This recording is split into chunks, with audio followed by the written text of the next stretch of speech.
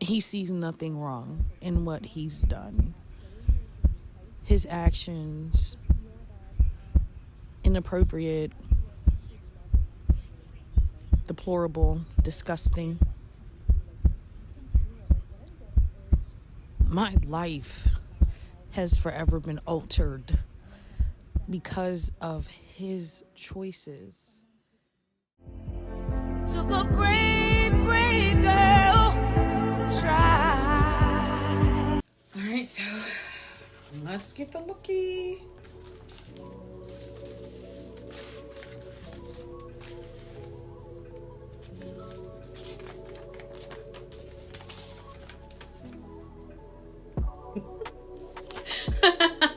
I mean, smile says it all, right?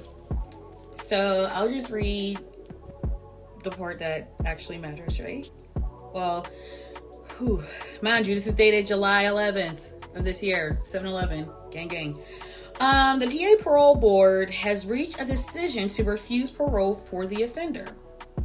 The offender will be eligible for parole again on or after January 2025. Although they have decided to refuse the offender parole, the offender does have the right to apply for an earlier parole review than the date provided above. Should that occur, we will notify you. All right, y'all. So, yeah, refusal granted. So, I mean, it's a sigh of relief because it feels like you're being heard, you know? And I truly appreciate that very much.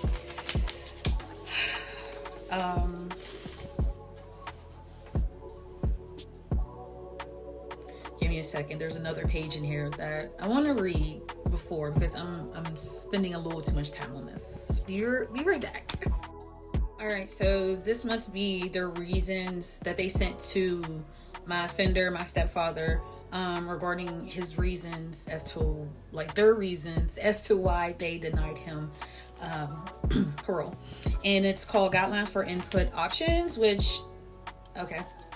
Following an interview with you and a review of your file, and having considered all matters required pursuant to the Prisons and Parole Code, the Parole Board, in the exercise of its discretion, has determined at this time that you are denied parole, reparole. The reasons for the board's decision include the following. Okay, let's get through this part. Ooh. Let's see. Your need to participate in and complete additional institutional programs. You are to be reviewed in or after January 2025. At your next interview, the board will review your file and consider whether you have successfully participated and successfully completed a treatment program for sex offenders. Okay. Whether you maintained a favorable recommendation for parole from your Department of Corrections, and whether you have maintained a clear conduct record.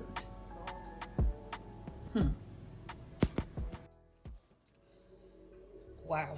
So, just off the bat, based off the reasons as to why they denied him parole, it's definitely sticking to his belief that he is not a sex offender and that what he did to me was so long ago that he cannot be held accountable for it, right?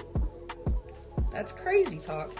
And especially in the environment that he's in, right? Prisons, don't really favor, men who do degrading things to 5-year-olds, right? Who abuse their power as stepfathers and the man of the house to take advantage of said power and harm a little girls, right?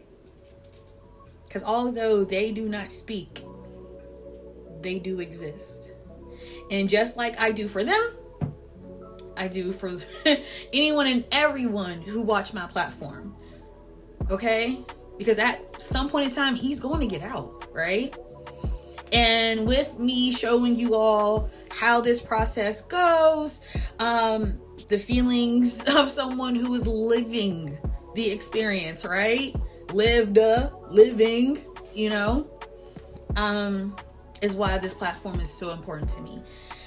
It's not about exposing and throwing my family drama out there. It's about really educating people and showing others who are just like me that you can go through an experience. You know, let's put an S on that, experiences, right? Because it happened for 7 years, and we're not saying it even. Okay, let's stop the rhetoric coming out my mouth right now, because I sound like my mother when she dismissed my abuse, right? It happened once. That was more than enough, right? So let's just keep it in our minds that how many days are in a year, right? And there were 7 of them. And no, he may not have came into my room or taken me somewhere every day, right? But the days he did is the reason why he deserves to be where he's at, and he deserves to be denied. And even when he gets out, he deserves to be denied. Until my next video. Bye.